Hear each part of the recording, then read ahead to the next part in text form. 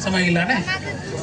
आप लोग भी बैठ लो भाई साहब, सबसे कुछ चढ़वाएंगे थोड़ी देर बाद, सब कुछ चढ़ाएंगे, श्रद्धांजलि सब अर्पित करेंगे। थोड़ी देर के लिए बैठ लो। अब आगे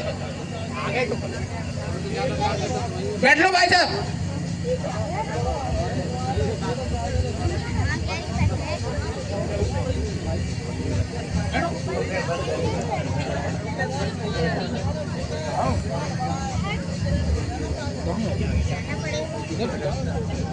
सभी लोग अपने स्थान पे विराज जाएं, सभी लोग बैठ लें अपने स्थान पर।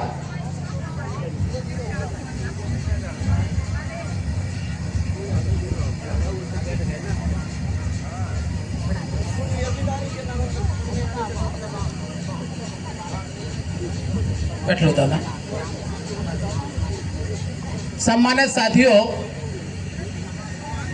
अभी यहां पर आप लोगों ने देखा है कि इस श्रद्धांजलि सभा कार्यक्रम की शुरुआत बुद्ध वंदना से की गई है।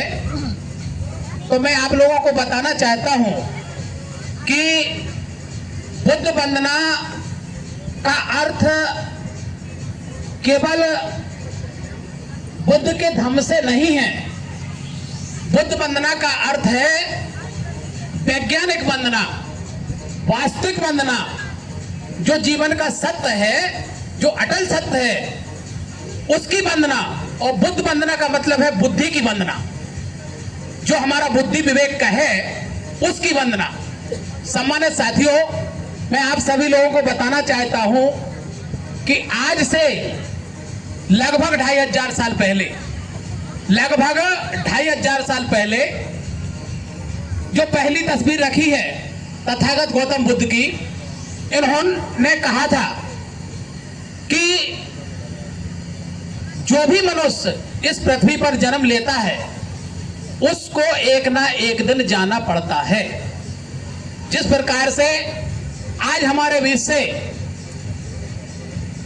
परम पूज्य डॉक्टर संतराम वर्मा जी चले गए हैं, हमें छोड़ करके, इस परिवार को छोड़ करके चले गए हैं, गमगीन करके चले गए हैं। तो ये बात 2500 साल पहले तथागत गौतम बुद्ध ने कही थी।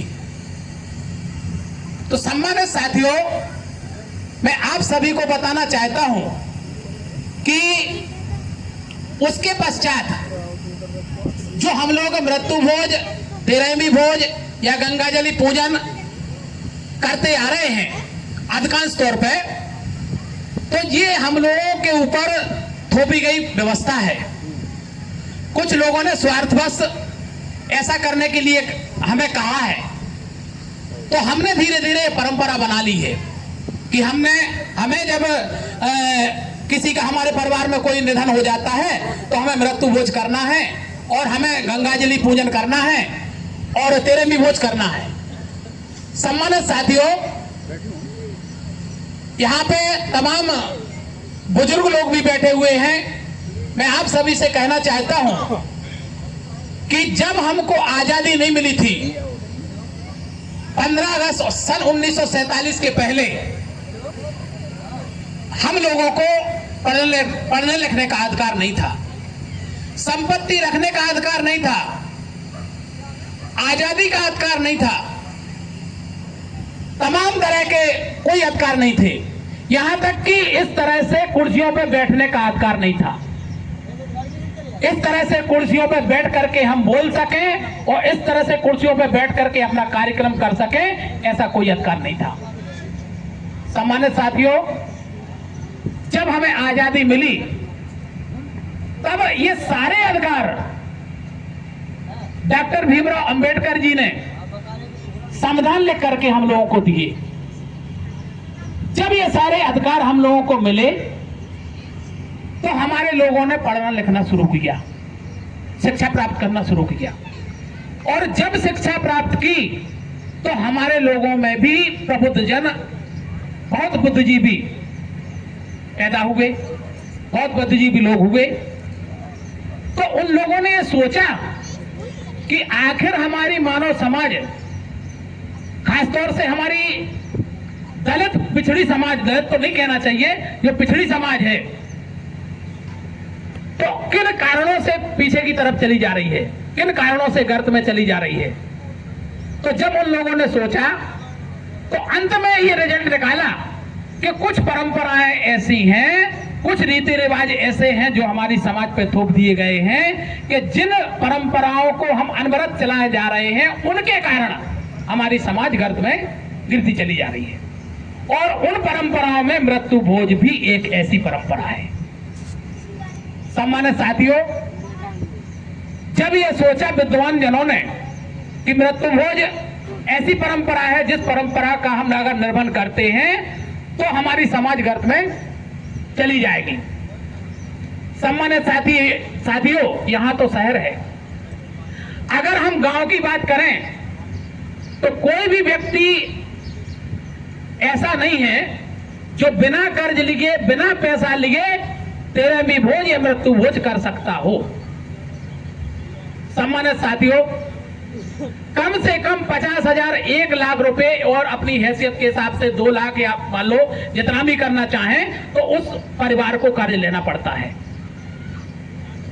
और कर्ज लेकर के मृत्यु भोज या 13वीं भोज करवाता है। एक तो हमारे परिवार से आदमी चला गया और दूसरे हम ही मृत्यु भोज करवा रहे हैं, और वो भी कर्जा लेकर के।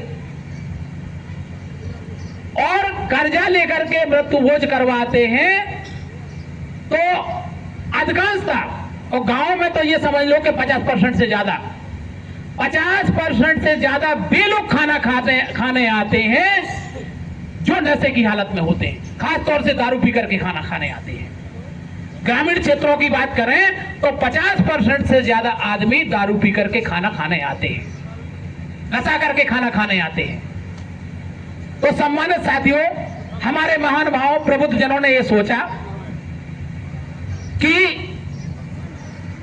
हमारे परिवार से इंसान चला गया और हम ही कर्ज ले रहे हैं और कर्ज लेकर के भोजन करा रहे हैं, और भोजन उनको करा रहे हैं कि जिनमें 50% से ज्यादा नशा करके आते हैं, दारू पी करके आते हैं।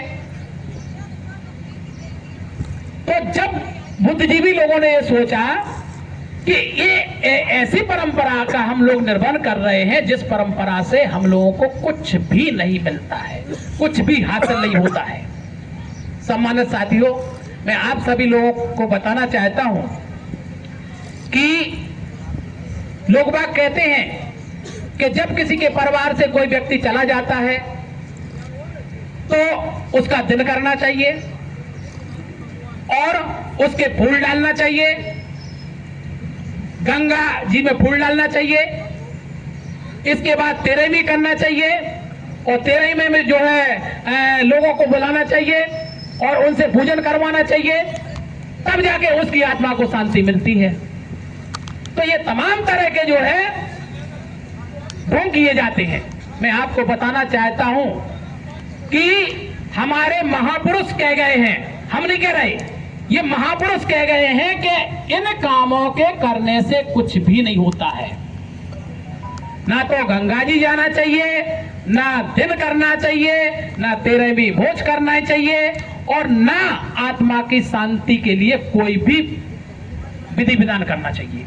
ये हमारे महापुरुषों ने कहा है, क्योंकि हमारे महापुरुषों में जितने भी महापुरुष हुए हैं, किसी भी महापुरुष की 13वीं का उल्लेख नहीं है। जब महापुरुषों की 13वीं नहीं हुई है तो हम लोग एक अलग से जो है क्यों चलन चला रहे हैं 13वीं करने का। तो सम्मानित साथियों, मृत्यु भोज, 13वीं भोज नहीं करना चाहिए, उसके स्थान पे श्रद्धांजलि सभा आयोजित करना चाहिए, ये हमारे महापुरुषों ने कहा है। साथियों, आज हमारे देश में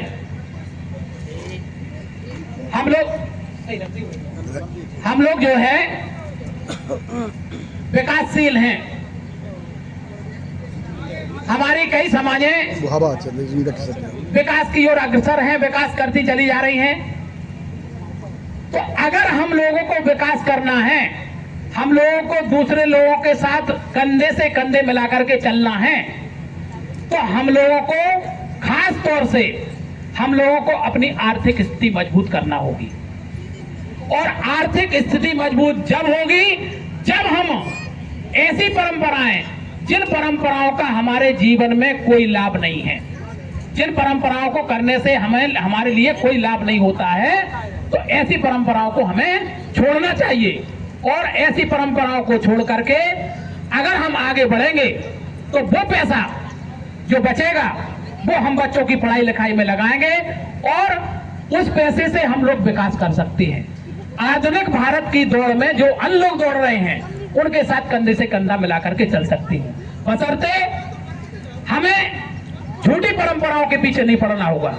मैं आपको बता दूं, अगर यहाँ पर जैन समाज का कोई व्यक्ति बैठा हो तो जैन लोगों में जो राख होती है, मरने के बाद जिस व्यक्ति को जलाया जाता है उस राख को ऐसे उड़ा दिया जाता है, खेतों में, जरियों में, झाड़ियों में उड़ा दिया जाता है। वो लोग तो कभी तेरवी नहीं करते हैं, वो लोग कभी गंगा जी फूल नहीं डालते हैं। और एक बात और बताना चाहता हूं आपको, सभी लोग जानते हैं कि अभी जो है 1 साल पहले कोरोना काल आया था और कोरोना काल में हमारे बीच से, हमारे परिवार से कई लोग जो है हमको छोड़ करके चले गए, कई लोग मृत्यु को प्राप्त कर गए। तो कोरोना काल में यहां तक कि अस्पतालों में डॉक्टरों ने परिवार के लोगों से नहीं मिलने दिया, केवल दूर से दिखा दिया कि ये तुम्हारा आदमी खत्म हो गया है, ये तुम्हारे परिवार का इंसान खत्म हो गया है। ना उसके फूल गंगा जी गए, ना उसकी तेरहवीं हुई, ना उसका दिन हुआ, ना आत्मा की शांति के लिए और कोई विधि विधान हुआ। तो मैं आप सभी से पूछना चाहता हूं कि जब कोरोना काल में तेरहवीं नहीं हुई तो क्या वे आदमी तेरे नहीं है? कोरोना काल में जो आदमी मर गए वे आदमी तेरे नहीं है? क्या सारे के सारे जो है फिर रहे हैं भूत बन के? तो मैं आप सभी को बताना चाहता हूं कि ये परंपरा ऐसी परंपरा है कि जो हमारे लिए थोपी गई है और उस परंपरा का हम लोग निर्वहन करते चले जा रहे हैं। मैं आप सभी को बताना चाहता हूं, मैं जनपद ललितपुर का रहने वाला हूं और ललितपुर जनपद में 25 साल से मैं मृत्यु भोज उन्मूलन समिति में जुड़ा हूं। मृत्यु भोज उन्मूलन समिति है और मैं आपको बताना चाहता हूं कि 25 साल के दरमियान सभी समाजों में लगभग 8000 श्रद्धांजलि सभाएं हो चुकी हैं। 8000 श्रद्धांजलि सभाएं हो चुकी हैं। और पर्टिकुलर अहरवाल समाज की बात करूं तो अहरवाल समाज में 750 श्रद्धांजलि सभाएं हो चुकी हैं ललितपुर जनपद में। और मैं अपनी बात करूं तो 17 साल से मैंने तेरहवीं भोज का खाना नहीं खाया है। 17 साल से मैंने मृत्यु भोज का खाना नहीं खाया है। अगर कोई निमंत्रण देने आता है तो मैं उससे स्पष्ट कहता हूं कि मैं तेरहवीं का खाना नहीं खाता हूं। फिर भी आप नहीं मान रहे हैं तो आपके यहां जाऊंगा लेकिन तेरहवीं का खाना नहीं खाऊंगा। तो सम्मानित साथियों, शायद झांसी में ये प्रथम शोक सभा होगी लेकिन ललितपुर जनपद में 8000 श्रद्धांजलि सभाएं हम लोग करवा चुके हैं। और सभी समाजों में एक से एक पैसे वाले, आपकी यादव समाज, पटेल समाज और आपके कुशवाहा समाज, बरार समाज और खटीक समाज, सारी समाजों में, ठाकुर समाजों में हमारे यहाँ श्रद्धांजलि सभाएं हो चुकी हैं। तो सम्मानित साथियों, जब हमारे यहाँ इतनी मुहिम चल चुकी है तो मैं झांसी वासियों से भी ये निवेदन करना चाहता हूं कि आप लोग भी एक दिन का दुख का खाना नहीं खाएं। एक दिन का दुख का खाना नहीं खाएं, बाकी तो खाना खाने से आदमी जिंदा रहता ही है। एक दिन का दुख का खाना नहीं खाएं और एक दिन क्या, एक टाइम का दुख का खाना छोड़ दें। क्योंकि मैं आपको बताना चाहता हूं कि अगर कोई बच्चा 10th में या 12th में पास हो जाता है तो उस पास हुए बच्चे की मिठाई हर आदमी खाता है। और आपने देखा होगा कि अगर कोई बच्चा फेल हो गया हो तो उसकी मिठाई कोई खाता है? मैं आप सभी से पूछना चाहता हूं, फेल छात्र की मिठाई कोई नहीं खाता है। तो जिस परिवार से इंसान चला गया है, आज ये वर्मा जी का परिवार, वर्मा जी के जाने के पश्चात ये असफल हो गया है, ये फेल हो गया है। जो विकास की मुख्यधारा में चल रहा था, तो डॉक्टर साहब के जाने के पश्चात इनके लड़के, इनकी बहुएं, इनके पूरे परिवार के और रिश्तेदार सब लोग फेल हो गए हैं। इनके ऊपर दुखों का संकट आन पड़ा है।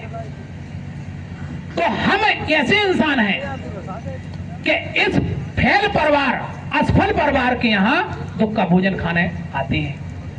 सम्मानित साथियों, मैं सभी लोगों से हाथ जोड़ करके निवेदन करना चाहता हूं कि हमें एक दिन का दुख का भोजन नहीं करना चाहिए।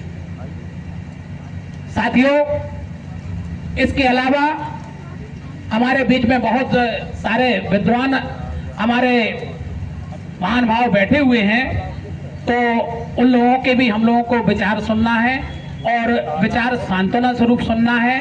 मैं एक चीज और कहना चाहता हूं कि हम लोग यहाँ दुखी माहौल में आए हैं, शोकाकुल परिवार को सांत्वना देने के लिए आए हैं। तो ऐसे अवसर पर कोई भी मतलब भाषण देने का कोई टाइम नहीं है, भाषण देने की कोई मंच नहीं है। लेकिन मैं एक बात आपको बताना चाहता हूँ कि चूंकि ये गलत परंपरा है और सब लोग अभी इसमें लिप्त नहीं हैं, सब लोग इसको करने की हिम्मत नहीं जुटा पाते हैं, तो इसलिए माइक से सब लोगों के बीच में अपनी बात रखना पड़ती है कि ये बात गलत है, तो जिससे ये सभी लोगों को पता चल जाता है कि इन्होंने कोई कार्यक्रम किया है और श्रद्धांजलि सभा का कार्यक्रम किया है। इसके अलावा चूंकि ज्यादा जैसे लोग रहते हैं तो बोलने में दिक्कत भी होती है। बाकी ना तो मैं आपको बता दूं, श्रद्धांजलि सभा में ना तो इस तरह की पंडाल लगाई जाती है, ना जो है इस तरह की व्यवस्था की जाती है। उसमें केवल फोटो रख के और पुष्प अर्पित किए जाते हैं। पुष्प अर्पित करने के पश्चात श्रद्धांजलि दी जाती है, महिलाओं के द्वारा और पुरुषों के द्वारा। इसके अलावा और कोई खर्च नहीं होता है।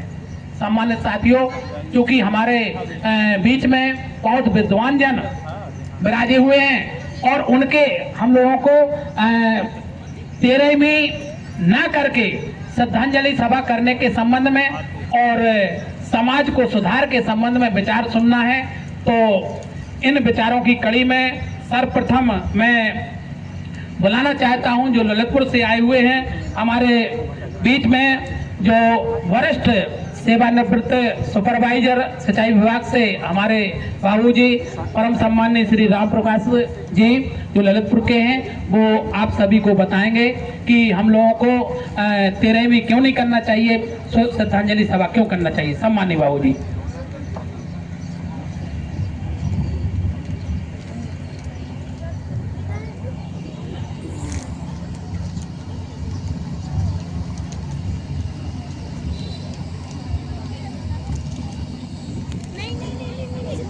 अभी सभी लोगों से पुष्पांजलि अर्पित की जाएगी, सभी लोगों की पुष्पांजलि अर्पित करवाई जाएगी।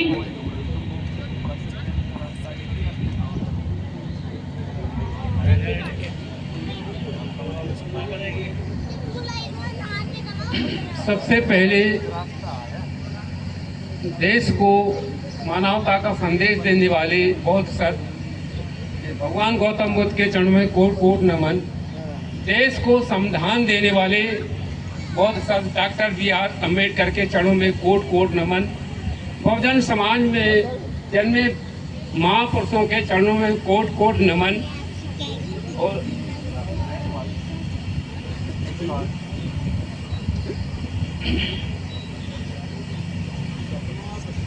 डॉक्टर साहब सम्माननीय स्वर्गीय श्री संतराम वर्मा साहब के चरणों में कोट कोट श्रद्धांजलि अर्पित करता हूँ। सम्मानीय मंच, मातृ शक्ति, बच्चे सभी को साधुवाद। सबसे पहले बड़ी खुशी की बात है कि इस परिवार ने जो निर्णय लिया है बहुत अच्छा निर्णय लिया है और ये संदेश पूरे शहर में जाएगा, रिश्ते अन्य जगह जाएगा, अन्य जनपदों में, तो इसका बहुत अच्छा प्रभाव पड़ेगा। सवाल इस बात का उठता है कि मित्र भोज का, डॉक्टर साहब का परिवार बहुत पैसे वाला, चाहे थे तो वो बहुत कुछ कर सकते थे, लेकिन उन्होंने जो भी निर्णय लिया उनके परिवार वालों ने बहुत बहुत साधुवाद। देखो होता क्या है, मृत्यु भोज, सबसे बड़ा सवाल इस बात का उठता है कि मृत्यु भोज खाएं, हम किसी का नहीं जाएंगे खाने ना, जब हम किसी के यहाँ नहीं जाएंगे तो हम उनको कैसे अहमियत पड़ेगी। तो सबसे पहले समाज को ये निर्णय लेना है कि ये बीमारी है, किसी की क्षमता है मृत्यु भोज करने की, किसी के नहीं। लेकिन होता क्या है, अधिकांश ग्रामीण क्षेत्र में समाज का दबाव डाला जाता है, विशेषकर बूढ़े बुजुर्ग जो नेता मुखिया आते हैं वो ज्यादा दबाव डालते हैं कि अरे आपके पास इतनी जमीन जायदाद है, इतने ये आपके लड़के कोई अधिकारी है, कोई डीएम है। तो कहने का मतलब यह है पैसा खर्च करना है तो आप इनके नाम से किसी शिक्षा में, अच्छे काम में, कोई गरीब जैसे अनाथशाला है वहाँ पे आप इन्वेस्ट कर सकते हो। तो मृत्यु भोज का सवाल उठता है। तो हमारे देश में जो भी महापुरुष हुए, संत रविदास जी को देख लीजिए, बाबा साहब को देख लीजिए, और भी महापुरुष हुए, तो कहीं किसी वेद में या किसी भी शास्त्र में मृत्यु भोज त्रयोदशी का कहीं लेख नहीं। बाबा साहब ने इतना बड़ा संविधान लिखा है, 2 साल 11 महीने 18 महीने में।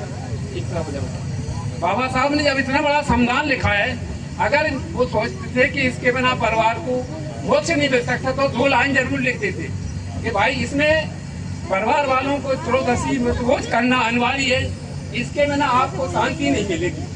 तो होता क्या है, हमें ये देखना है, हम लोग पढ़े लिखे हैं, सब कुछ सक्षम हो गए, लेकिन हमारे समाज में एक सबसे बड़ी बीमारी लगी हुई है। ऊपर से चमत्कार में हम पैसे वाले हो गए, घर मकान बन गए, 4 मकान, गाड़ी घोड़ा, शराब का नशा हमारे समाज को खोखला कर रहा है। तो आप जब भी कोई भी कार्ड छपवाएं किसी प्रकार, तो 1 लाइन उसमें जरूर लिखें कि आप नशा सेवन, नशा मुक्त, नशा करके हमारे कार्यक्रम में नहाने का कष्ट करें, ये आप जरूर लाइन लिखिए।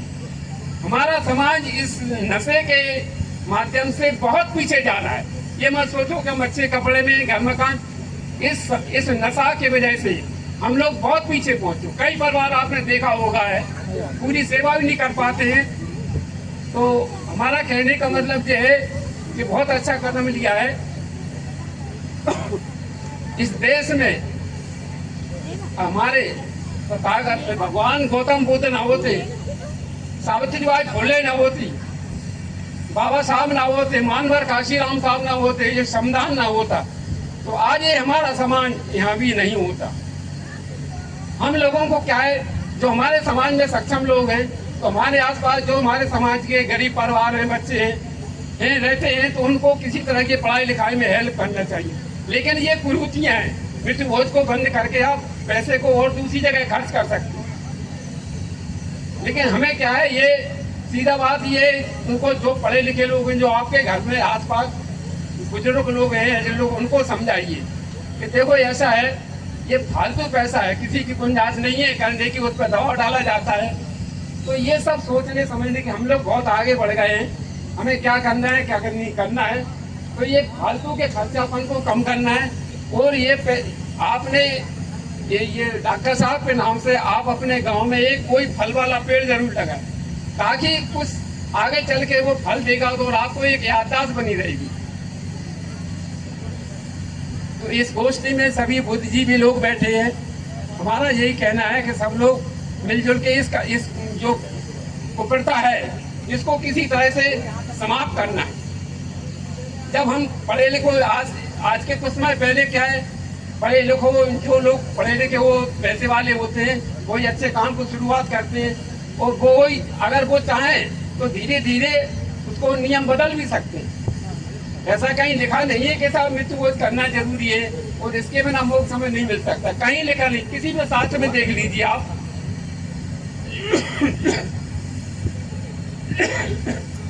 तो हमारा कहने का मतलब ये है कि और भाई इससे जागरूकता बढ़ती है, तो जो भी हमारा जो है समाज आगे बढ़ रहा है, तो सबसे पहले एक नशा मुक्ति एक संगठन बनना चाहिए। इसमें नशा मुक्ति के मामले ये संगठन बनना चाहिए समाज के अंदर, जैसा कि अन्य समाज में भी है, और इस पर विशेष अंकुश लगना चाहिए, क्योंकि हमारा समाज नशा में बहुत गिरते में जा रहा है। ऐसा कोई कार्यक्रम नहीं है, चाहे तुरंत देख लीजिए, शादी देख लीजिए, फंक्शन देख लीजिए, बर्थडे देख लीजिए, कम से कम लोग 25-30% लोग नशे से मुक्त आते हैं, नशा में आते हैं। ठीक है, जय भीम जय भारत, नमो बुद्धाय।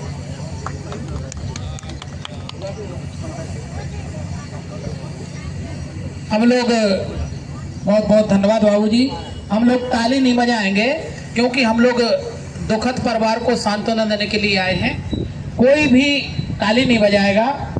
सम्मानित साथियों, बहुत अच्छी बात बाबूजी ने कही है। मैं एक चीज और कहना चाहता हूं कि जियत पिता से दंगम दंगा, जियत पिता से दंगम दंगा, मरे पिता पहुंचा रहे गंगा। और जियत पिता को घूसा लात, जिगत पिता को घूसा लात, मरे पिता को दही और भात। तो सम्मानित साथियों, मैं ये कहना चाहता हूं कि अगर सेवा ही करना है तो जीते में करो, जब जिंदा हो तब सेवा करो। अपने सास ससुर की बहुएं सेवा करें, और जो भी व्यक्ति जीवित रहता है जिंदा में सेवा करो। जिंदा में उसको रोटी दो, जिंदा में उसको सारी सुख सुविधाएं दो। और मरने के बाद अगर हम कुछ भी करते रहें तो मरने वाला कभी देखने नहीं आता है। सम्मानित साथियों, मैं आप सभी से पूछना चाहता हूं कि ये सारे ढोंग धतूरे, मैं एक चीज और कहना चाहता हूं कि जहां भी श्रद्धांजलि सभा होती है, उस श्रद्धांजलि सभा में कोई खाना पीना नहीं चलता है, केवल पानी पिया जाता है और बाकी कोई स्वागत सत्कार नहीं किया जाता है, क्योंकि यहाँ पे हम लोग गमगीन माहौल में आए हैं। सम्मानित साथियों, एक चीज और मैं कहना चाहता हूं आप सभी से कि अगर हम लोगों को विकास की राह में चलना है,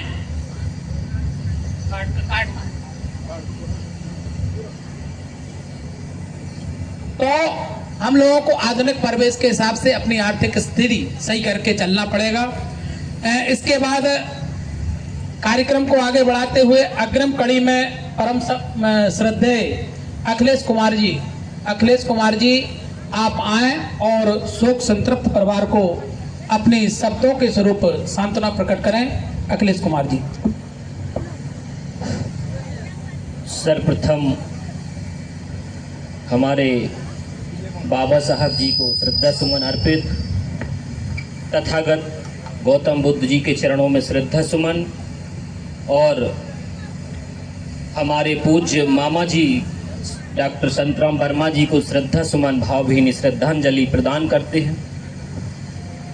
आज इस शोक घड़ी में हम लोग यहाँ पर एकत्रित हुए, ये हमारी समाज के लिए एक बदलाव की कड़ी है। जैसी अभी हमारे उपरोक्त वक्ताओं के द्वारा आप लोगों ने सुना है कि मृत्यु भोज एक जो परंपरा है, उसको किसी भी तरह से आप स्वेच्छा से सोचिए, विचार करिए, किसी के दबाव से नहीं, अपनी इच्छा से उसको त्यागिए। इसके क्या दुष्परिणाम होते हैं, ये हम लोग गांव में रहकर इसको अच्छे तरीके से समझ सकते हैं। हम लोगों ने भी ये प्रयास किया था। एक छोटा सा गांव है हमारा स्किल, जहां पर हम लोगों ने 3 साल तक इसको बंद रखा। आखिरकार कुछ लोगों ने उसमें थोड़ी सा व्यवधान करके उसको फिर से चालू करा दिया, लेकिन हम लोग प्रयासरत हैं।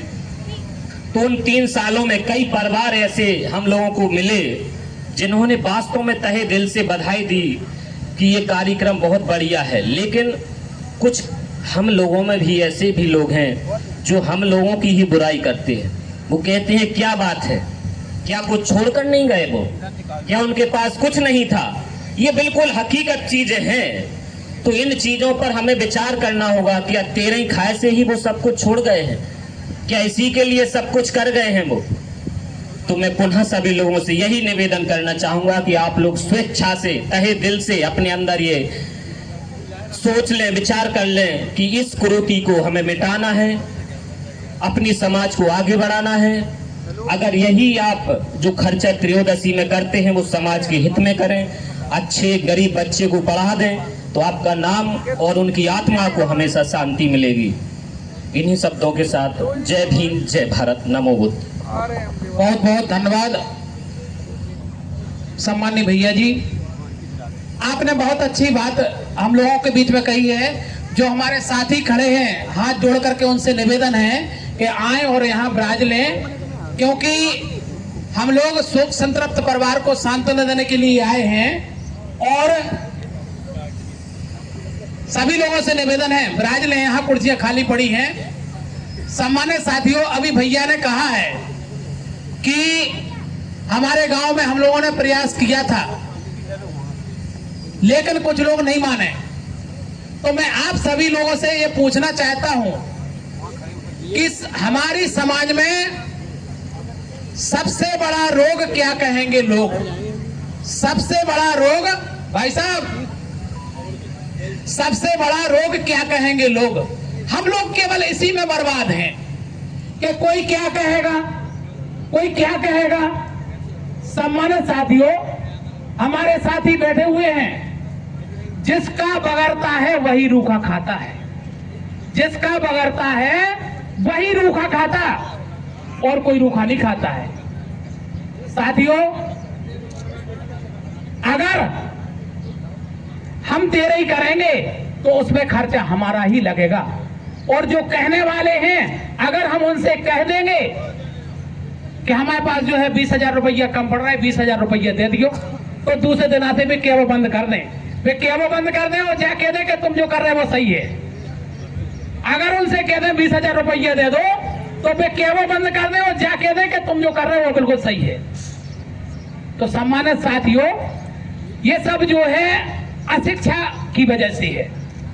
केवल हम लोग शिक्षित नहीं हैं, अगर वो बचाया हुआ पैसा हम लोग बच्चों की पढ़ाई लिखाई में लगाएं तो बच्चे लोग पढ़ लिख करके जान जाएंगे कि क्या हमारे लिए सत्य है, क्या हमारे लिए असत्य है।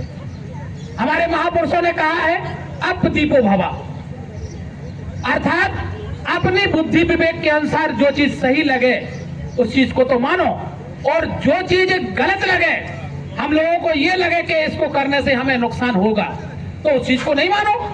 कोई दबाव थोड़ी दे रहा है।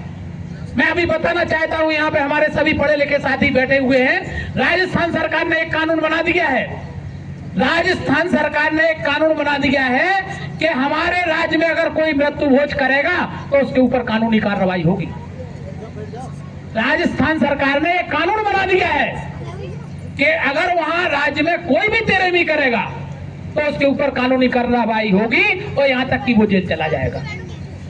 सम्मानित साथियों, अनुच्छेद 16 मैं आप सभी को बताना चाहता हूं, उसमें स्पष्ट लिखा है कि हम किसी को त्रयोदशी करने पर मजबूर नहीं कर सकते, दबाव नहीं डाल सकते। हम अगर किसी से कहें कि नहीं साहब आपको तेरहवीं करना ही पड़ेगी, तो हम नहीं कह सकते। अगर हम शिकायत कर दें तो पुलिस हमारे ऊपर कार्रवाई कर देगी, लेकिन हम लोगों को पता नहीं है, अशिक्षित है, तो हम लोग जो है झूठी परंपराओं को बनाए रहते हैं। जो हमारे महापुरुषों ने कही हैं, उन परंपराओं को हमें मानना चाहिए, और उन परंपराओं को जब हम मानेंगे तब ही हम आगे विकास कर पाएंगे।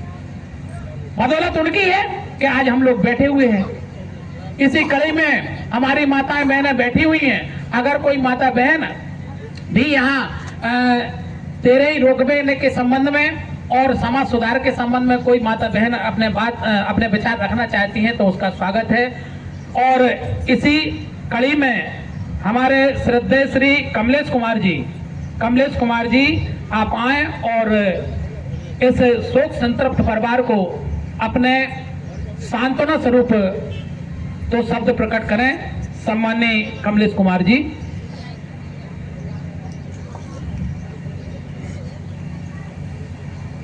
संपूर्ण विश्व को समता, स्वतंत्रता और बंधुता का उपदेश देने वाले महाकारुणिक तथागत बुद्ध के चरणों में श्रद्धा सुमन।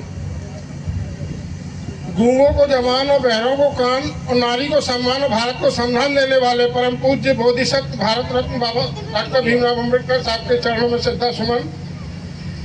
आज डॉक्टर संतराम वर्मा जी के श्रद्धांजलि सभा के अवसर पर उपस्थित हमारे धर्मगुरु को बार बार वंदनामी और उपस्थित प्रबुद्ध समाज आज यहाँ पे उपस्थित, हम श्रद्धांजलि सभा में उपस्थित हुए और हम उनको बहुत भावभीनी श्रद्धांजलि अर्पित करते हैं। और आज जो संचालन कर रहे हैं संचालक महोदय का बहुत बहुत वो कि मुझे 2 मिनट बोलने का अवसर दिया, तो मैं तो यही कहना चाहूँगा कि हमारे महापुरुषों ने हमको सब कुछ बताया है। अगर हम महापुरुषों की मानते होते और उनको आचरण में लाते अगर सही रूप में आचरण में ला लें तो हमें ये करने की कोई आवश्यकता ही ना पड़े कि आज हमें जो बताना पड़ रहा है।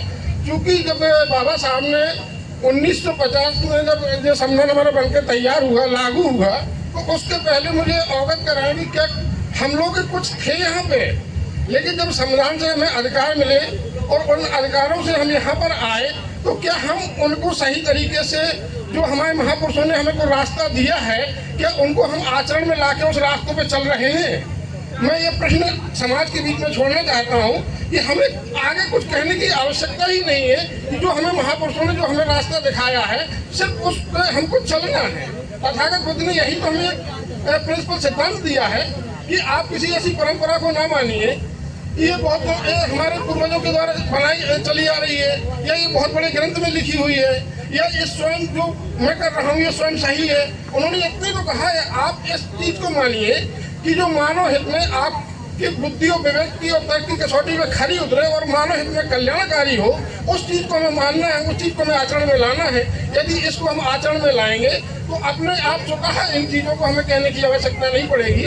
मैं तो ये क्योंकि श्रद्धांजलि का वो अवसर है तो मैं अपनी तरफ से श्रद्धांजलि अर्पित करता हूँ और सबको जय भीम, नमो बुद्धाय। बहुत बहुत धन्यवाद भाई साहब। अब इसी कड़ी को आगे बढ़ाते हुए हमारे बीच में सम्माननीय कप्तान सिंह जी मौजूद हैं। उनसे आग्रह करना चाहता हूं कि आप आएं और शोकाकुल परिवार को अपने श्रद्धांजलि शब्दों के रूप में दें। सम्माननीय कप्तान सिंह। तथागत डॉक्टर बाबा साहब अम्बेडकर समाज सुधार की बात करने के लिए समय मेरे लिए तो उचित नहीं है। मैं पिताजी के संबंध में कुछ शब्द कहना चाहूँगा कि अभी भी भले अब मेरे हाथ बड़े हो गए हों, लेकिन पिताजी के हाथों को मैं अपने हाथों में महसूस कर सकता हूँ। अभी भी पापा मेरे लिए प्रथम नायक या हीरो जो होते हैं बचपन से, जिन्हें देखकर हमें जैसा बनने की चाह होती है, जैसा चलने की, बोलने की। तो समय बदलता है, लेकिन समय के साथ कुछ चीज़ें हैं जो नहीं बदलती हैं। वो ये हैं कि मैं पिताजी को याद रखूँगा और उनकी याद रखूँगा। धन्यवाद। बहुत बहुत धन्यवाद। अब इसके पश्चात हमारे बीच में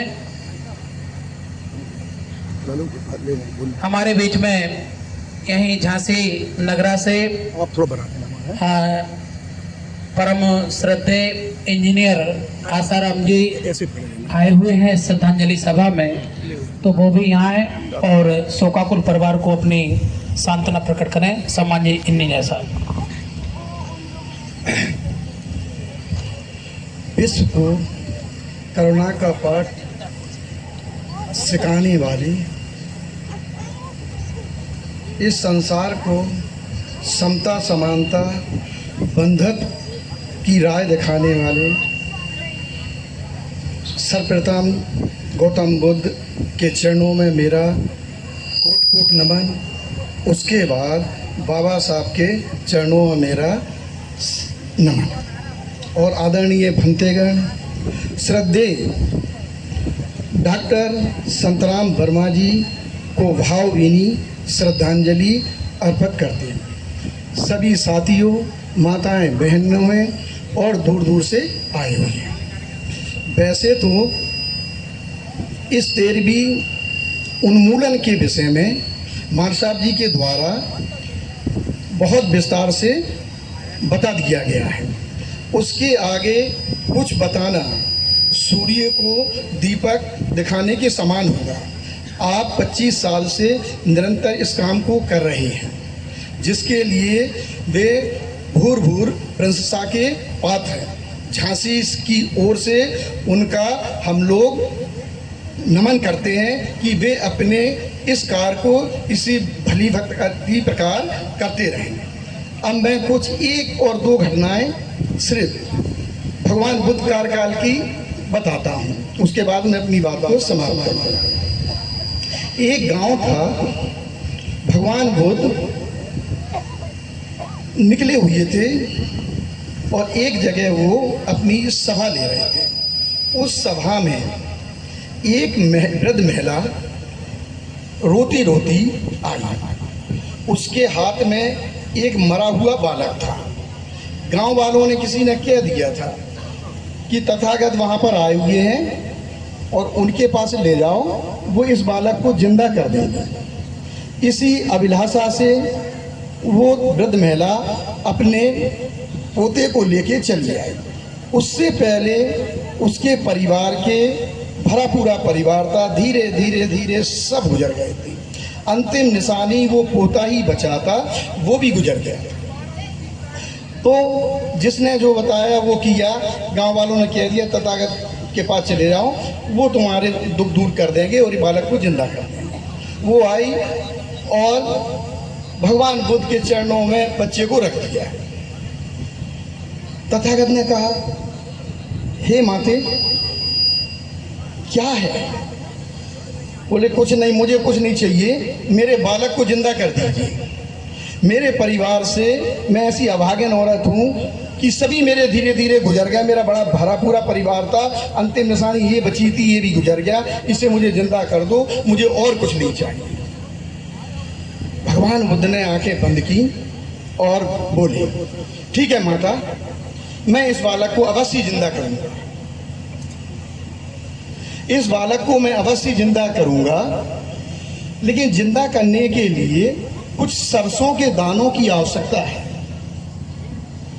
एक मुट्ठी भर सरसों के दाने ले आओ, जिससे मैं इस बालक को जिंदा कर सकूं। वो महिला दौड़ी। उन्होंने कहा, रुको रुको रुको, आप दौड़ रही हैं, थोड़ा एक और सुन लो। लेकिन वो सरसों के दाने उस घर से लाने हैं जिस घर में कभी किसी का कोई गुजरा ना हो। गई महिला, एक कुंडी खटखटाई, वो सरसों के दाने मांगे, वो लेके आई। लेकिन कहा, बहन जी, मैं ये दाने तभी ले सकूंगी, आपके घर में कोई गुजरा तो नहीं है? उन्होंने कहा, हाँ, आज से 25 साल पहले हमारे चचिया ससुर गुजर गए थे। बोले, तो आपके दाने नहीं ले पाएंगे। को गौर करें, एक एक गांव के एक एक मोहल्ले में गई, सब ने कहा किसी का पुत्र मरा, किसी ने कहा नाती मरा, किसी ने कहा बहू मरी, किसी ने कुछ मरा, और लगभग शाम होने लगी। माता जी को अपने आप ज्ञान प्राप्त हो गया कि अरे, एक मुट्ठी भर दाने नहीं मिले सरसों के, और मैं जिस पर शोक व्यक्त कर रही हूँ, ये तो संसार का नियम है। ऐसा कोई घर नहीं है, सब में कोई ना कोई गुजरा है। वो आई और अपने बालक को लेकर के चुपचाप चली गई और उसका कार्यक्रम किया।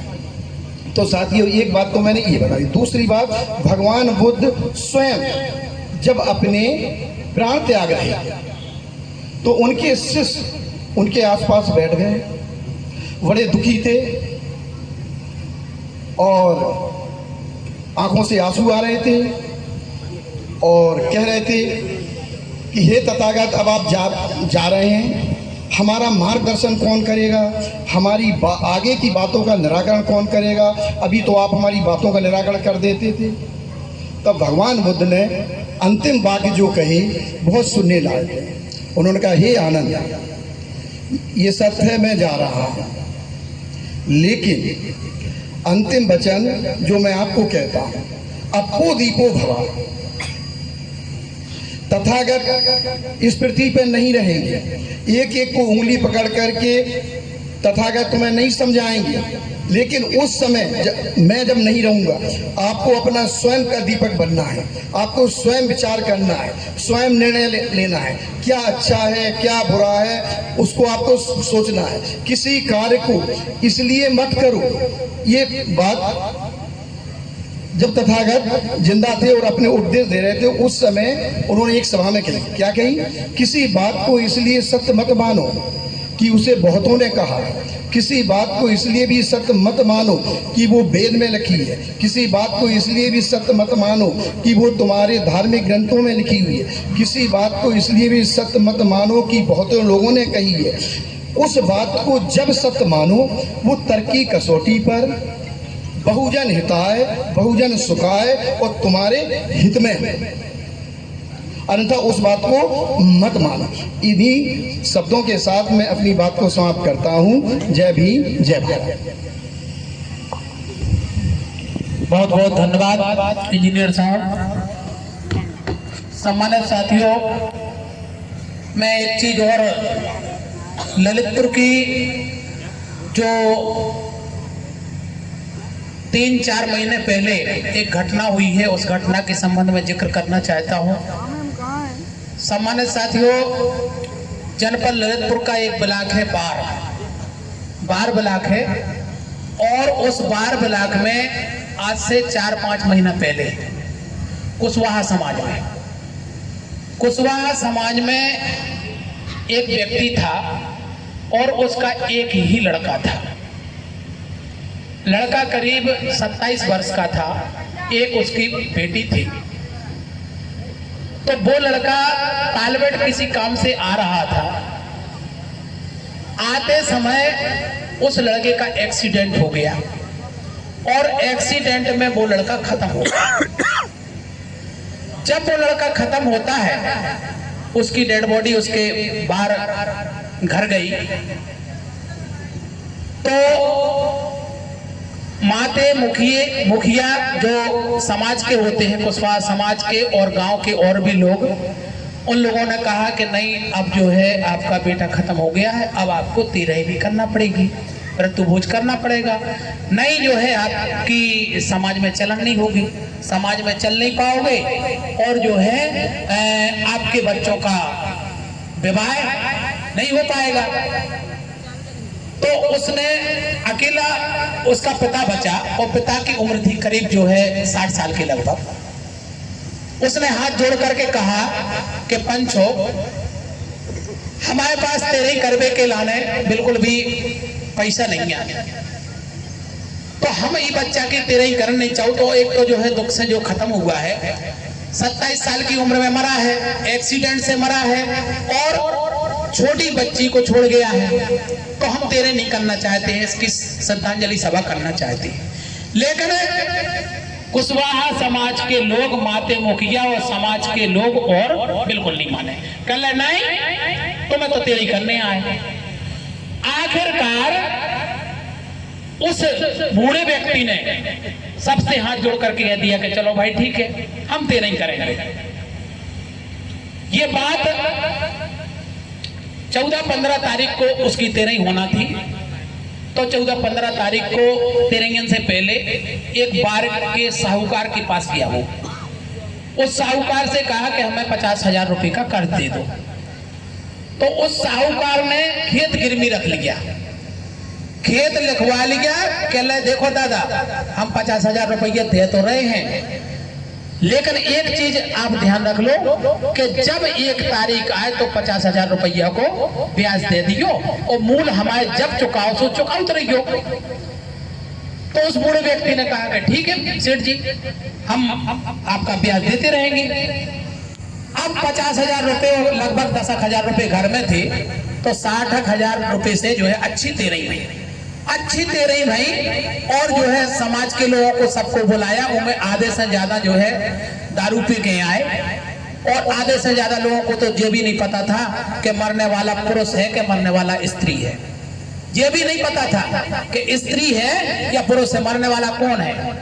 लेकिन उनने तिरई खाई और तमाम तरह के नखरे लगाए कि रसगुल्ला सही नहीं है, पानी अच्छा नहीं है, पूरी कच्ची नहीं है, तो वो भी सहन करते रहे। यहाँ तक कि 13वीं खिलाने में एक लड़ाई हो गई, आपस में उलझ गए लोग बाग, तो वो भी उनने सुलझाई। जिनके घर से बेटा मर गया था वो भी उनने सुलझाई। अब क्या हुआ कि लगभग 2 दिन निकल गए, अच्छे धूमधाम से जो है 13 भाई रिश्तेदार जो है चले गए। अब जैसे ही 28-29 तारीख आई तो उस व्यक्ति को यह सताने लगा कि हमें बानिया का ब्याज देना है, सेठ का जिससे पैसे लिए हैं उसका ब्याज देना है। जैसे ही 29 तारीख आई तो उसने 2-3 लोगों से पैसे मांगने का प्रयास किया, लेकिन किसी ने पैसा नहीं दिया। जब पैसा नहीं दिया तो 30 तारीख को सुबह उसने मन में ठान लिया कि जब हम ही नहीं रहेंगे तो फिर सेठ जी को पैसा काहे का। तो क्या होगा, बड़ी दुखद बात है, ये बिल्कुल सत्य बात है। आप लोग पता कर लेना, ललितपुर दूर नहीं है, बारबलाक दूर नहीं है, कुशवाहा समाज की बात है, आज से 4-5 महीने पहले की बात है। तो 30 तारीख को सुबह वो खेत पे गया, और खेत पे जहाँ जानवर बनते थे तो जानवरों का आप लोग जो पुराने लोग जानते हैं कि गिरमा कहलाता है, गैया बैल जिससे बनते हैं रस्सी से, तो गिरमा उतारा और गिरमा अपने गले में डाला और वहीं पे महुआ का पेड़ था तो महुए के पेड़ पे फांसी लगा के वो मर गया। अब जब वो मर गया तो उसने सोचा कि जब हम मर जाएंगे तो कर्जा चला जाएगा। अब उस सेठ को पता चला कि वो आदमी जिसने कर्जा लिया था वो मर गया है। तो सेठ जो है 2-3 दिन बाद आया। अब बहू अकेली बची, कह रहे कि नहीं वो तो तुम्हें कर्जा देना पड़ेगा। अब उनने कर्जा लिया था, लेकिन 13वीं तो तुम्हें याद नहीं की भाई, कर्जा तो तुम्हें देने आए। तो बहू ने खूब अन्ना बनाई करी कि देखो हमारे आदमी भी चले गए और हमारे ससुर भी चले गए, तो अब हम कर्जा नहीं दे पाए। लेकिन उस साहूकार ने कहा कि नहीं तुम्हें कर्जा देना पड़ेगा। आखिरकार वो तैयार हो गई कि चलो हम तुम्हारा कर्जा चुकाएं जब तक चुके। क्या हुआ कि अब उसने मेहनत मजदूरी करना शुरू कर दी महिला ने। तो अगल बगल के मोहल्ले वाले लोगों ने उस पर जो है आरोप लगाना शुरू कर दिए कि ये देखो फलाने की बहू जो है उसके साथ मजदूरी करने जा रही है, उसके साथ मजदूरी करने जा रही है। अब उस तरह के आरोप उसने लगभग 1 महीने सुने, और 1 महीने के बाद जब सब लोग जो है आरोप लगाने लगे, कहने लगे, आरोपों का जो है काफी मतलब प्रचार प्रसार हो गया, तो उसने सोचा कि अब हम पंचायत जोड़ेंगे। तो उसने एक दिन पंचायत जोड़ी और पंचायत में समाज के सारे बाती मुखियों को बुलाया और आस पड़ोस के जो है अन्य समाज के लोगों को बुलाया। अब जब पंचायत लगी, ऐसे 60-70 लोग जुड़ गए, तो पंचायत में पंचों ने कहा कि काय बहू तुमने काय पंचायत जोड़ी, बताओ, खड़ी हो। तो वो खड़ी हुई और हाथ जोड़ करके खड़ी हुई। कहले साहब पंचो हमने इसे पंचायत जोड़ी कि आप लोग हमारे ऊपर आरोप काय लगा रहे हैं। तो एक व्यक्ति ने पंचों के बीच से खड़े होकर के कहा कि आरोप सही तो लग रहे, कौन से गलत लग रहे। तो फिर उसने कहा कि एक बात सुन लो, अगर हमारे ऊपर आज आरोप लगा रहे तो उनको कारण आप सभी लोग हो। जब ये बात कही तो वो सारे बातें मुखिया जो है दंग होके रह गए। कहले हम लोग दोषी हैं? कहले हाँ तुम लोग दोषी हो। हम बता रहे कैसे हो? कहले जब हमारा आदमी मरे तो तुम लोगों ने कही थी कि 13 करी, और 13 के लाने हमारे ससुर 50,000 रुपया को कर्जा लेके आए, और वो कर्जा के भरने के चक्कर में हमारे ससुर मर गए। और जब ससुर मर गए, आदमी मर गए, तो उनके बाद वो साहूकार जिसने कर्जा दिया था वो हमारे पास आया। कहला नहीं तुम्हें कर्जा तो भरने पड़ेगा। तो वो कर्जा के भरने के लाने हम लोग काम कर रहे हैं, वो आप लोग आरोप लगा रहे हैं। तो इसे आप सभी लोग दोषी हो कि ना 13 करवाते, ना मृत्यु भोज करवाते, ना हम कर्जा लेते, और ना आज जो है हमारी ऐसी स्थिति होती। सम्मानित साथियों, अंत में वो सभी पंचों ने सुना कि ये बात बिल्कुल सही है। तो उन पंचों ने खड़े होकर के ये कहा है कि बहू अब तुम्हारे ऊपर कोई आरोप नहीं लगाएगा और हम लोगों से जितना सहयोग बनेगा 100 रुपए 200 रुपए तो हम लोग जो है उस बानिया का कर्जा चुकाने का काम करेंगे और जितना तुम पे सहयोग बने तो उस बानिया का कर्जा चुकाओ। तो सम्मानित साथियों, इस तरह की घटनाएं हो जाती हैं। इसलिए शहर की तो छोड़ो, लेकिन शहर में भी कई लोग गरीब हैं, तो हमें इस तरह का एक दिन का 13 का दुख का भोजन नहीं करना चाहिए। इसी क्रम को आगे बढ़ाते हुए मैं बुलाना चाहता हूं परम श्रद्धेय श्री संतराम बौद्ध जी आप आए और शोकाकुल परिवार को अपने सांत्वना स्वरूप 2 शब्दों के विचार दें। सम्माननीय बौद्ध जी। अर्यम सम्मा संबुद्धो भगवा बुद्धं भगवन्तं अभिवादेमि सौखातो भगवता धम्मो धम्मं नमस्सामि सुपटिपन्नो भगवतो सावक संघो संघं नमामि। मैं शोकाकुल परिवार को धैर्य धारण करने की शक्ति प्रदान करने के लिए तथागत गौतम बुद्ध से अनुनय विनय करुणा करता हूँ। और हम आज जिसकी वजह से इस चेयर पर बैठे हुए हैं, शान बान आन, मैं उनके चरणों में श्रद्धा सुमन अर्पित करता हूँ।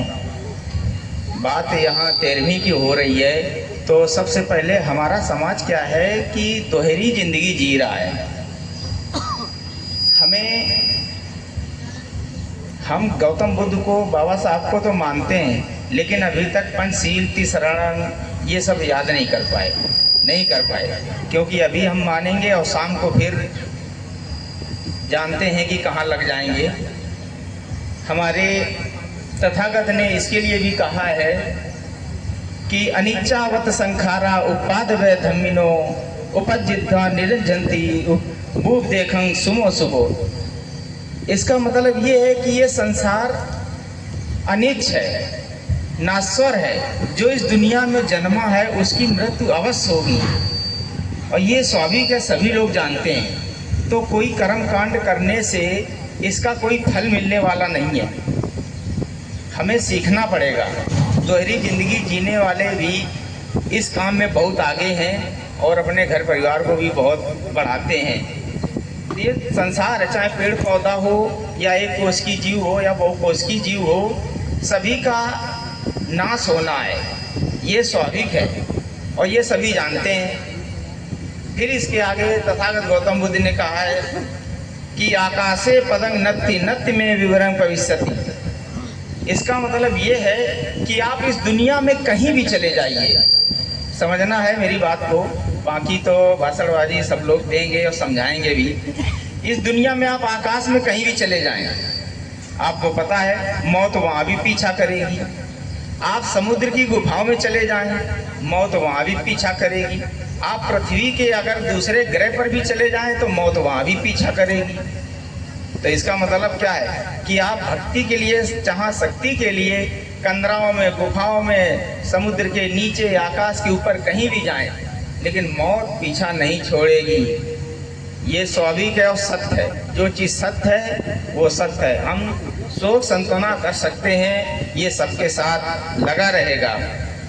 इसके साथ कबीरदास जी ने भी कहा है कि मल मल धोए शरीर को, धोए न मल का मैल, और ना है गंगा गौतमी रहे बैल का बैल। बिल्कुल सही कहा है कबीरदास जी ने। तो हमें सीखना पड़ेगा। जो दोहरी जिंदगी जी रहे हैं, गंगा भी नहाए आएंगे, चाहे समुद्र भी नहाया हो। मैंने तो समुद्र भी नहाया है, साबुन लगाया लेकिन उसका फेन ही नहीं निकला। तो पहले अपने मन के मैल को धोना पड़ेगा, अपने मन को स्वच्छ करना पड़ेगा। आप अपने अंदर के जो भाव हैं, करुणा है, इसको जगाना पड़ेगा। हम ना सुनने से सुधरेंगे और ना किसी के सुनाने से सुधरेंगे। हमें अपने आप में सुधार लाना पड़ेगा।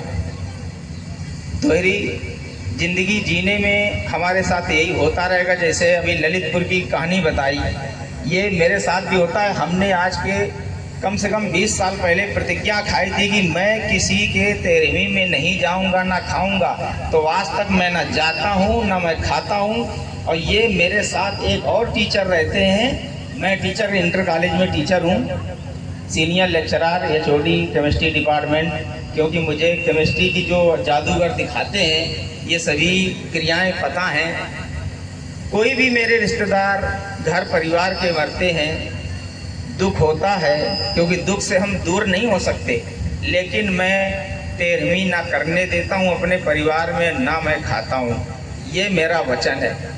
और मेरे परिवार में कम से कम जब से मैं सुधरा जाना तब से 5-6 लोग जो बुजुर्ग थे एक्सपायर होंगे, क्योंकि वो संसार अनिच है, नाश्वर है। आज तक मैंने बाल नहीं गुड़वाए। बहुत सारे लोग कहते हैं कि बाल गुड़वाना चाहिए। मैंने कहा साबुन लगा के, शैम्पू लगा के मैंने नहा लिया है। अगर बाल गुड़वाना है तो फिर शरीर के भी बाल गुड़वाओ, शरीर के भी गुड़ने चाहिए। वो भी तो सब केराटिन के बने, एक ही चीज़ के। खोपड़ी के ही क्यों गंजे करे घूमो। मैं नहीं गुड़वाता हूँ, ना मेरे पिताजी गुड़वाते हैं, ये भी बात सही है। और मेरे परिवार में मैं समझता हूँ 3 पीढ़ी तो मैंने देखी है, अपने बाबा के पिताजी को भी देखा है। इन कर्म कांडों में बहुत कम रहे हैं। तो आपके अंदर आंतरिक शक्ति होनी चाहिए, और आंतरिक शक्ति जब पैदा करेंगे तो आपके अंदर एक मनोबल बहुत बड़ा बढ़ेगा। और मैं किसी कहना नहीं चाहिए कि प्रपंच की जगह मैं कभी सर नहीं झुकाता हूँ। मेरा सर झुकता है तो केवल बाबा साहब और गौतम बुद्ध के चरणों में सीधे सीना तान के चलता हूँ, क्योंकि जब जो चीज़ होनी है वो आपके साथ घटित होगी। कोई माई कलाल नहीं रोक सकता है। आप जहाँ जितने पूजा पाठ कर लें, जहाँ जितने मंत्रोच्चार कर लें, जब आपको पता है कि अच्छे अच्छे पुजारी, अच्छे अच्छे भगत लोग मर गए, वो अपने आप पे प्राण प्रतिष्ठा नहीं कर सके, जो पत्थर की मूर्ति में क्या करेंगे। और ऐसी कहानियाँ आप जब अगर व्हाट्सएप चलाते हैं तो पढ़ना पड़ेगा, और पढ़िएगा कि हम इनको मानने से हमारे साथ ऐसी दुर्घटना नहीं होगी।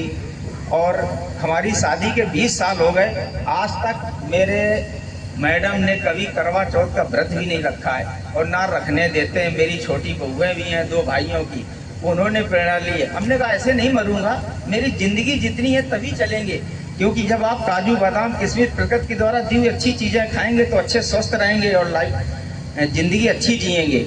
उपवास करने से कोई ज़िंदगी नहीं जी सकता है। उपवास लेडीज करे, आदमी की उम्र कैसे बढ़ेगी। ऐसी कौन सी टेक्नोलॉजी पैदा हो गई भाई, वो टेक्नोलॉजी तो अभी समझ में नहीं आई।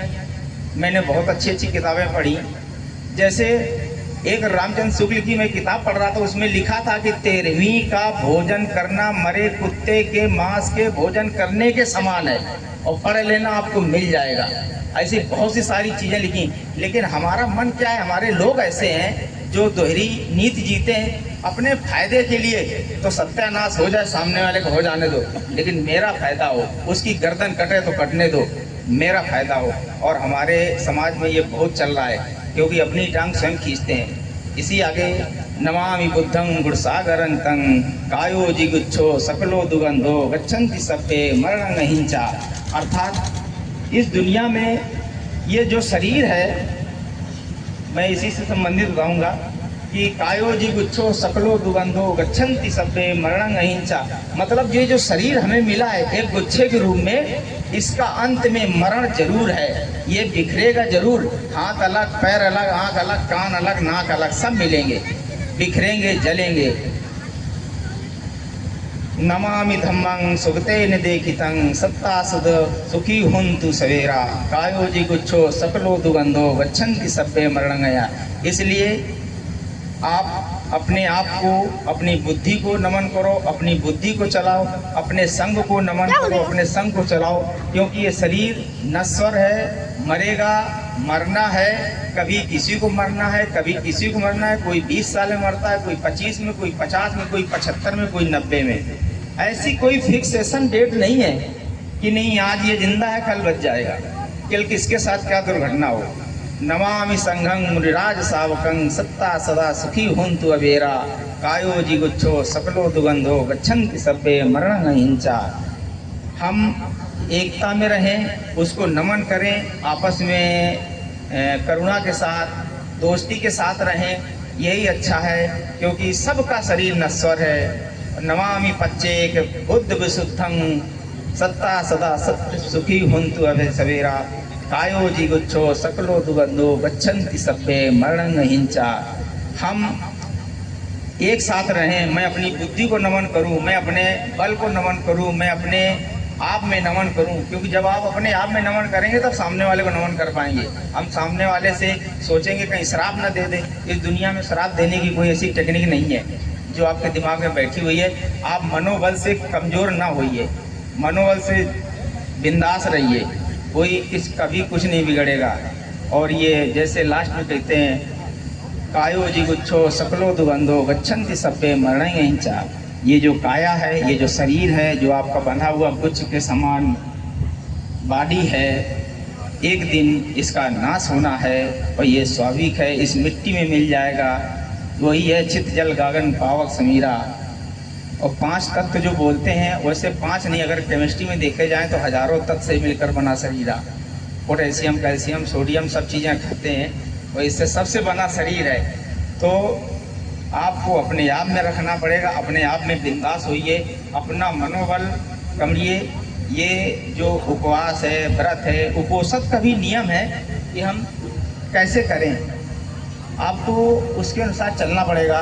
मैं इसी के साथ अपनी वाणी को विराम देता हूँ।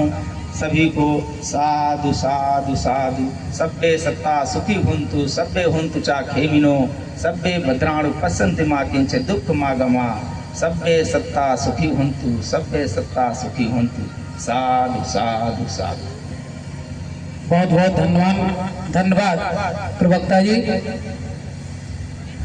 आपने निश्चित रूप से हम लोगों के बीच में बहुत अच्छी बात रखी है।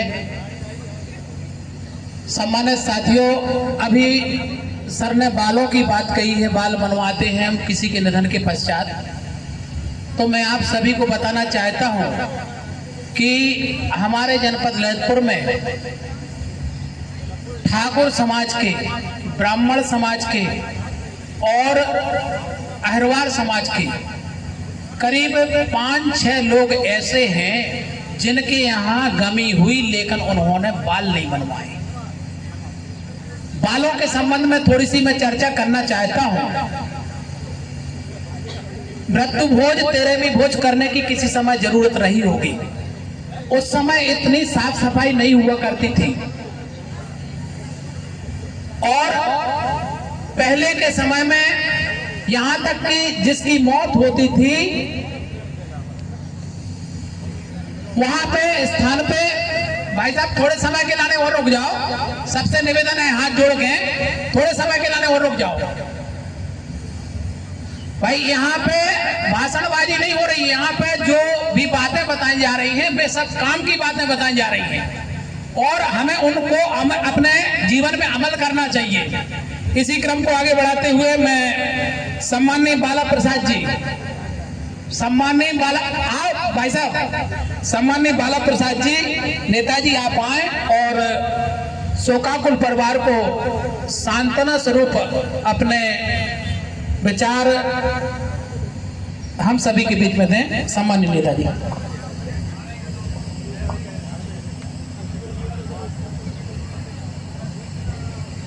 संपूर्ण विश्व को मानवता का संदेश देने वाले तथागत गौतम बुद्ध के चरणों में नमन। बाबा साहब व्हाट्सएप कर दियो, ये नाम हमें लिखने पड़े अपने चरणों में नमन करते हुए हमारे बीच में उपस्थित धर्मगुरु को नमन करते हुए, और ये ऊपर वाला भी जो तो आपने भेज दिया था यहाँ पर संचालक महोदय और सभी जो यहाँ उपासक और उपासिकाएं मौजूद हैं उनको सबको मैं नमन करता हूँ। और मैं यही कहना चाहता हूँ कि डॉक्टर संतराम वर्मा जब तक अपने जो जीवन जिए हैं उन्होंने अपने जो संतान है उसको इतना मतलब कहने का मतलब पढ़ा लिखा के योग्य बना दिया है और पूरे परिवार को संपन्न करके वो यहाँ से हम लोगों को छुट्टी, इसलिए मैं उनको बधाई बहुत बहुत श्रद्धांजलि देना चाहता हूँ। और रही बात ये मृत्युभोज वाली बात है, मृत्युभोज में तो एक छोटी सी बात है कि हम लोग मृत्युभोज ग्रहण नहीं करें। अखिलेश जी कह रहे थे हमने मना किया 2-3 साल माने लोग, फिर नहीं माने। मैं ये कहता हूँ मृत्युभोज हम ही लोग चलाते हैं, उसकी रूपरेखा देने वाले या उसको आगे बढ़ाने वाले हम ही लोग हैं। जिस दिन भी हम लोग मृत्युभोज खाना बंद कर देंगे, मृत्युभोज स्वतः ही बंद हो जाएगा। काऊ को बंद करने की जरूरत नहीं पड़ेगी, ना कोई प्रयास करने की आवश्यकता पड़ेगी। तो मैं आज के मौके पर पुनः डॉक्टर संतराम वर्मा को श्रद्धांजलि देते हुए अपनी बात को समन करता हूँ। जय भीम, जय। बहुत बहुत धन्यवाद सम्मानित नेताजी। इसी क्रम को आगे बढ़ाते हुए मैं सभी लोगों से पुनः आग्रह करना चाहता हूं कि कुछ समय के लिए और बैठ जाएं, खड़े नहीं रहे, सभी लोग बैठ जाएं। इसी क्रम को आगे बढ़ाते हुए हमारे SC/ST बेसिक टीचर एसोसिएशन के मंडली महामंत्री परम सम्माननीय श्रद्धेय अमित कुमार जी आप आए और शोकाकुल परिवार को अपनी सांत्वना स्वरूप विचार प्रेषित करें। सम्माननीय वर्मा जी। भाई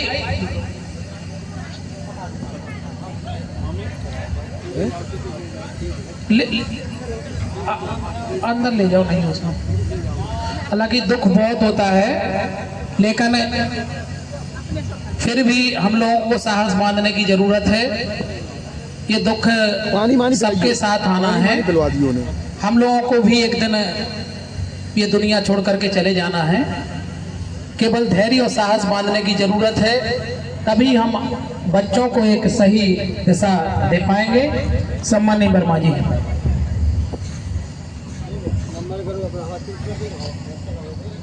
उपस्थित सभी साथियों को नमो बुद्धा, जय भीम। श्याम बिहारी जी, आपका भी बहुत बहुत साधुवाद। ज्यादा समय नहीं लेंगे और मैं उन मुख्य बिंदुओं पे आना चाहूंगा। शायद तथागत बुद्ध को नमन करते हुए, बाबा साहब को नमन करते हुए, जितने भी आदरणीय हमारे बड़े चाचा और परिवार के सदस्य यहाँ बैठे हुए, सबको ज्यादा समय नहीं लूंगा, मुश्किल से 5 मिनट। मैं उन बिंदुओं पे आता हूँ। इन पिछले 25 साल से मैं इस परिवार से जुड़ा हुआ हूँ। मैं उन्हीं की बात करूंगा जिनको आज हम यहाँ नमन करने आए हैं, जिनके उन कारणों से या उनकी वजह से हम उनके हृदय से या उनसे जुड़े रहे। डॉक्टर साहब का स्वभाव बहुत सहज और सरल था। हम लोग पढ़ते थे, अखिलेश हमारा परम मित्र है और हम लोग साथ में पढ़ते थे। मैंने डॉक्टर साहब को देखा, कभी कहीं उनका विवाद नहीं हुआ। उन्हें लगा कि जरा सा हमें किसी को हमसे परेशानी हो रही, सहजता से उन्होंने वो रास्ता बदल दिया और आगे बढ़ गए। बहुत कोई विशेष पद नहीं था उनका, लेकिन वो लोगों के दिलों में जगह बनाते रहते थे। बहुत सरल स्वभाव। और उनके साथ बैठ के जब हम लोग पढ़ते थे तो कोई समस्या आती थी, हम पास में जाते थे घर पे, तीनों बच्चों के साथ संग हुई, नरेश हुए, रईस हुए, कप्तान, बैठ के तो उनसे कई सारी चीजें ऐसी जानने को मिलती थी कि आगे जीवन में आने वाली समस्याओं को कैसे निकालना है। और हमारा समाज जो इन कुरीतियों को छोड़ने जा रहा है, डॉक्टर साहब ने आज से 30 साल पहले छोड़ दी थी। वास्तव में धन का सही प्रयोग डॉक्टर साहब ने किया, शिक्षा का प्रयोग डॉक्टर साहब ने किया। तीनों बच्चों को शिक्षा के रास्ते पे आगे बढ़ाया। बेटियों को उन्होंने सहयोग बनाया, बेटियां अच्छे घर में हैं। और डॉक्टर साहब आज ऐसी छवि छोड़ के चले गए हैं कि अगर चाहें तो हम उसको अनुकरण करना चाहिए हमें, कि डॉक्टर साहब ने जो नेक रास्ते से चल के सहज होके सीधे काम किए, जिनसे वो समाज में अपनी छवि बनाते रहे और अपने बच्चों को आज राजपत्रित अधिकारी भी बना दिया। बहुत सहज और सरल स्वभाव था। तीनों बच्चों ने शिक्षा को, उस माध्यम को ग्रहण किया और व्यसनों से, विलासता और व्यसनों से आज भी ये बच्चे दूर हैं कि इनके अंदर कोई विलासता और व्यसन के लक्षण नहीं है। इनको देखते रहे हम बचपन से और ये सीधे रास्ते पे चलते रहे और अपना आज सफलता प्राप्त की है। वास्तव में मैं डॉक्टर साहब को नमन करना चाहूँगा। इस कुरीति के ऊपर मैं एक छोटी सी कहानी सुनाऊंगा। मैं भी टीचर हूँ, शिक्षक हूँ, और कि जैसे मैंने इसे लगभग 3 साल पहले अपने स्कूल के बच्चों के लिए सुनाई थी कि भाई गांव में 2 अंधे पुरुष और महिला थे। दोनों लोग क्या करते थे कि दोनों अंधे थे, बिल्कुल उन्हें दिखाई नहीं देता था। तो वो रोटी बनाए, कोई ना कोई जानवर उनके घर में जाए और खाना खा के चला जाए। बड़ी परेशानी। अब अंधे किसी ने सलाह दी कि भाई जब तुम्हारी घरवाली खाना बनाए तो तुम दरवाजे में बैठ के डंडा ठोका करो, जिससे कोई जानवर अंदर न जाएगा। भाई पसंद आ गई महिला को बात, और सत्य है। वो उनकी महिला रोटी बनाए और आदमी बाहर बैठ के डंडा ठोके तो कोई जानवर न जाए। संयोग से उनका बच्चा हो गया, उन दोनों पति पत्नी का देहांत हो गया। बच्चा स्वस्थ था, ठीक था, बालक पूर्ण था, उसकी भी शादी हुई, घरवाली अच्छी आ गई। उसने देखा था कि हमारे पिताजी जो है जब भी खाना बनता था दरवाजे पे डंडा ठोकते थे। अब घरवाली खाना बनाए, वो लठ लेके बाहर बैठे दरवाजे पे डंडा ठोकता रहे। एक दिन घरवाली सहयोगी थी, होशियार थी, पढ़ी लिखी, उसने एक दिन देखा, 2 दिन देखा कि जो हम आदमी काम पे जा नहीं रहो, कर का रहो, जो ये क्या कर रहा है, मतलब हमें तो रोटी बना रहे हो, जो काम पे जाने हो। एक दिन उसने पूछ लिया, का श्रीमान जो तुम कर रहे? बोले हमारे घरे रोटी बनती तो पापा मैं ऐसे ही करते। कैसे करते? डंडा ठोकते। ओ भैया माने मूल फोटो। बोले बे तो अंधे थे, तुम तो बुद्धि से अंधे हो। कहाँ से अंधे हो? बुद्धि से। बोले तुम्हें तो जो ही अकल नहीं है कि हमें तो दिखाई दे रहा हो, तुम्हें भी दिखाई दे रहा हो, काय खिलाने डंडा ठोकने। तो हम ऐसी परंपराओं को अपनाए जा रहे हैं जिसका हम सत्य नहीं समझ रहे हैं, जिसका मतलब नहीं समझ रहे हैं। और इस परिवार ने उस जो हम अनुकरण कर रहे हैं कि हमें त्रयोदशी नहीं, उसको तोड़ा है। और वास्तव में कि इन्होंने उस शिक्षा को अपनाया, बच्चों ने उस परंपरा को छोड़ा है। हम आज डॉक्टर साहब को नमन करते हुए अपनी बात को विराम देते हैं और श्याम भाई चाहेंगे संचालन करें। धन्यवाद जी। बहुत बहुत धन्यवाद। आपने बहुत अच्छी बात हम सभी के बीच में दी है। निश्चित रूप से हमें ऐसी परंपराओं को तोड़ने का प्रयास करना चाहिए। सम्मानित साथियों, अब थोड़े समय के लिए आने और बैठ जाओ भाई साहब। 5 मिनट सबको करवा दे भाई साहब। हाँ, अब आप सभी के बीच में समय को देखते हुए अंतिम वक्ता के रूप में मैं डॉक्टर साहब के सुपुत्र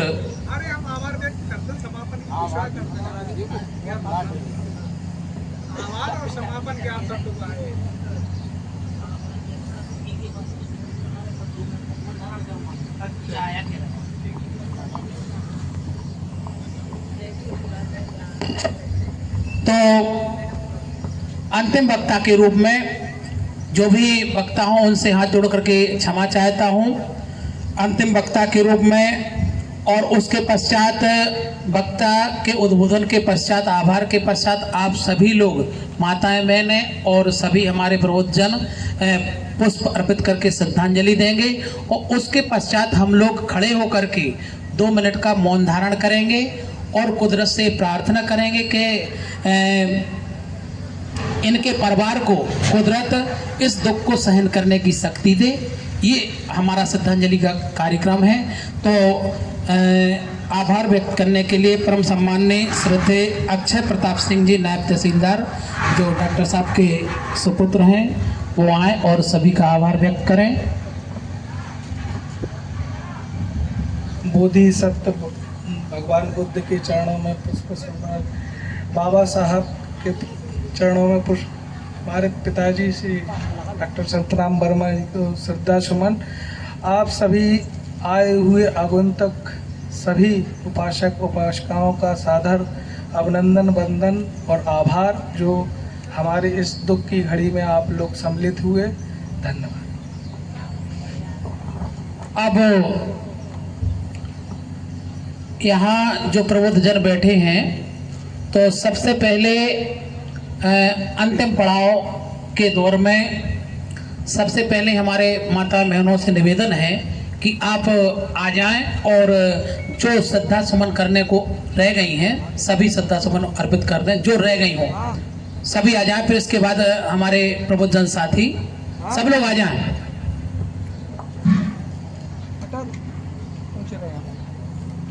सब लोग आ जाएं, जो महिलाएं बहनें, हमारी माताएं बहनें रह गई हों पुष्प अर्पण करने के लिए, श्रद्धांजलि अर्पण करने के लिए। साथ ही श्रद्धा अनुसार अपने जो भी पैसे चढ़ाना चाहती हैं वो भी चढ़ा सकती हैं।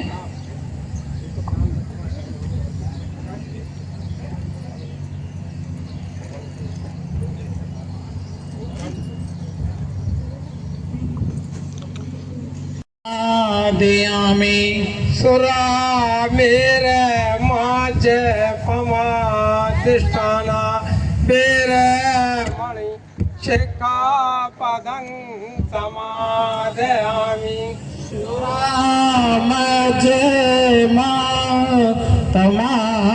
ठाना बिजली जा रही है। समादयामि साधु साधु साधु। नमो तस्से भगवतो अरहतो सम्मा सम्बुद्धस्से। नमो तस्से भगवतो अरहतो सम्मा सम्बुद्धस्से। नमो तस्से भगवतो अरहतो सम्मा सम्बुद्धस्से। इति पिसो भगवा अरहं सम्मा सम्बुद्धो। वेदाचारण संपन्नो सुगतो लोकविदु अनन्तरो। पुरुष धाम सारथि सत्ता देव मनो सानं बोधो भगवती। सुखातो भगवता धामो शांतिष्ट को अकाल को यही पास को उपनाई को पाच तंत वेदूता वेदुईति। पूज पाठ पानो भगवतो सावक संगो। न्याय पठ पानो भगवतो सावक संगो। स्वामी जी पठ पानो भगवतो सावक संगो। यदि दं चातारी पुरत योगानि अष्ट पुरुष भोगला। ऐसे भगवतो सावक संगो। ले ओ पाऊने ओ दाखने ओ अंजलि करणे ओ। अनुत्तरं पुण्यं केतं लोकं साधु साधु साधु साधु। जैसे हमने आप लोगों को 5 शील दिए। पाणाति पाता वेरमणि शिक्षा पदं क्षमादयामि।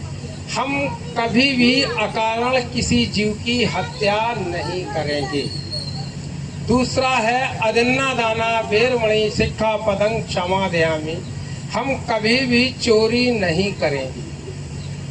तीसरा है कामेषु मिच्छाचारा वेरमणि शिक्षा पदं क्षमादयामि। हम कभी भी किसी बहन बेटी को गलत निगाह से नहीं देखेंगे। चौथा मूसावादा वेरमणि शिक्षा पदं क्षमादयामि। हम कभी झूठ फ्रॉड और बिना फालतू की बात नहीं करेंगे। 5वां है सुरा मेर मज्ज पमादिष्टाना वेरमणि शिक्षा पदं क्षमादयामि। हम कच्ची पक्की शराब जुआ जितने नशीले पदार्थ हैं इन सब से दूर रहने की। साधु साधु साधु।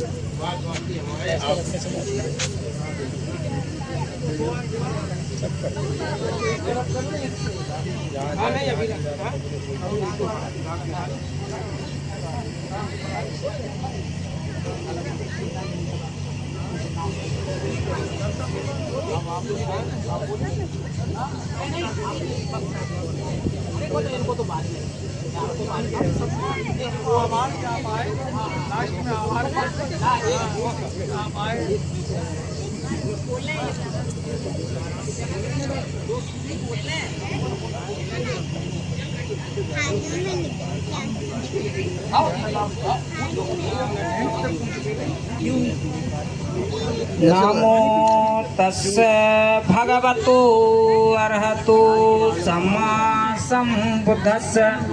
नमो तस्से भगवतो अरहतो सम्मा सम्बुद्धस्से।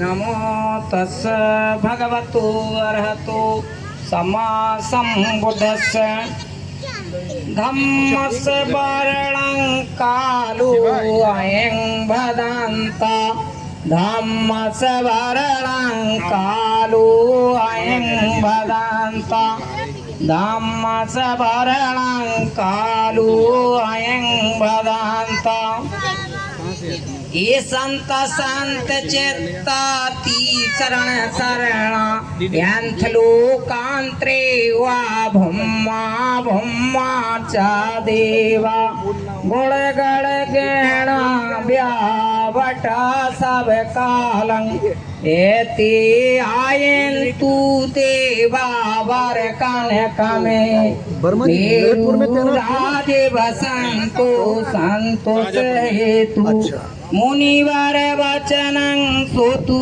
समाग समर्थ सब्बे सूचक वाले सुयखा देवा च ब्रह्मणो एंगमेकतं पुण्यं संपदं सब्बे देवा आमोदन्तु सब संपत्ति सिद्धियां सब संपत्ति सिद्धियां सब संपत्ति सिद्धियां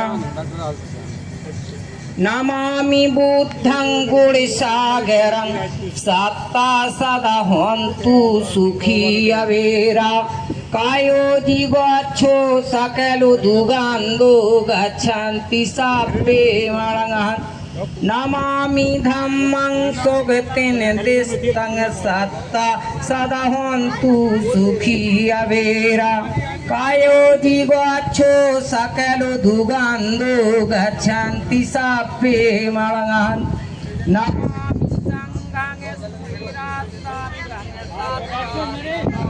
अबे बजा दो आप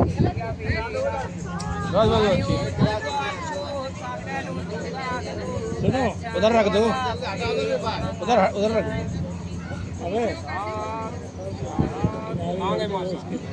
उधर अलग रख दो अब तो उसका अलग रख दो अच्छा आप आ गए क्योंकि आग भड़क रही वो हवा से